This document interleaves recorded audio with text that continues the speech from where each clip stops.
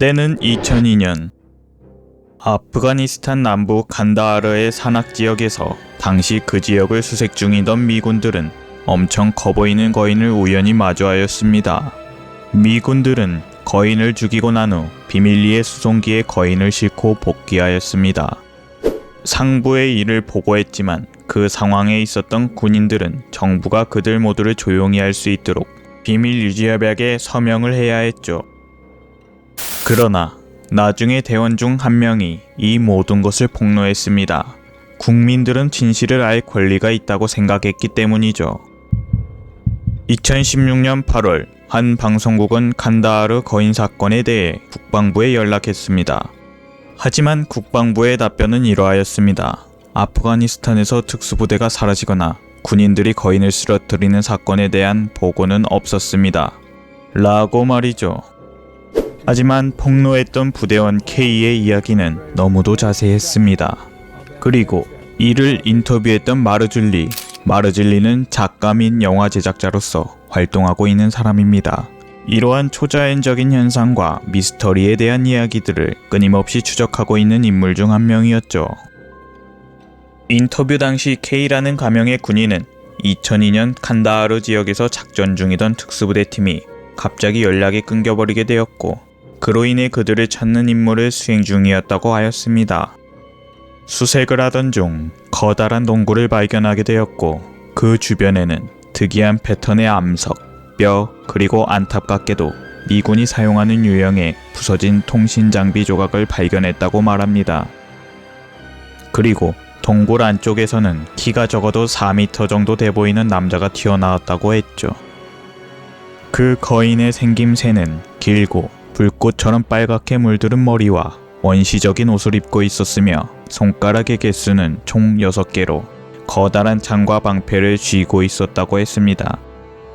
겁에 질린 나머지 부대원 중 댄이라는 대원이 거인을 향해 총을 쏘게 되었고 위협을 느낀 그 거인은 나무를 깎아 만든 창으로 댄의 가슴을 꿰뚫었다고 하였습니다. 그리고 이에 당황한 나머지 팀원들은 거인을 향해 총을 쐈습니다. 하지만 그래도 죽지 않자 일제히 얼굴에 반복적으로 총을 쏘고 나서야 그 거인이 죽었다고 했습니다. 교전을 했던 전체 시간은 약 30초에 불과했다고 하였죠. 전투가 끝난 후 군은 수송기를 통해 거인을 옮겼다고 하였습니다. 당시 상황에 있었던 군인들은 거인이 너무 커서 수송수단 없이는 옮길 수 없었어요. 그것은 스컹크보다 더 나쁜 냄새가 났습니다. 라고 말하였죠. 그들은 이러한 모든 사실들을 보고하였는데요. 하지만 이후에 그들의 보고서를 다시 작성하라는 상부의 지시를 받았다고 했습니다. 그래서 대원들은 상부가 원하는 방식으로 그것을 다시 써야 했다고 했죠. 이후 또 다른 부대원의 증언이 거인이 존재한다는 것에 더욱더 믿음을 주게 되었습니다. 엄청난 인기를 누리고 있는 라디오 프로그램 고스트 투 고스트의 진행자인 조지 누리가 당시 수송했던 조종사와 인터뷰를 했다고 합니다. 그는 자신이 군기지로 직접 수송했다고 주장했습니다.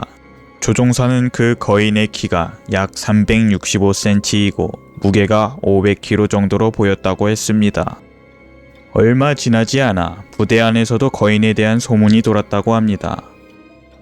처음에는 단지 키가 큰 사람을 죽였다고 했지만 점점 소문은 구체적이고 널리 퍼지기 시작했고 그 당시 부대의 군인들에게 물어본다면 그것에 대한 소문을 알 정도라고 했습니다. 그리고 정체를 알 수 없는 조직이 와서 간다하르의 거인을 원했다고 했는데요. 이후 거인의 행방을 아는 이는 아무도 없었다고 했죠. 간다하르의 지역 주민들은 인간을 공격하고 잡아먹는 거인은 어렸을 때부터 꾸준히 들려왔던 이야기들이었어요. 미국의 빅풋이 살고 있다는 이야기가 존재하듯이 모든 나라에는 이런 민담이 있지 않나요? 라고 말하였습니다. 마르줄리는 이를 구약 성경에 나오는 네피림이라고 가정하고 있고 증거를 찾기 위해 현재까지도 추적하고 있다고 합니다. 아프가니스탄 칸다하르에서 발견된 거인의 존재.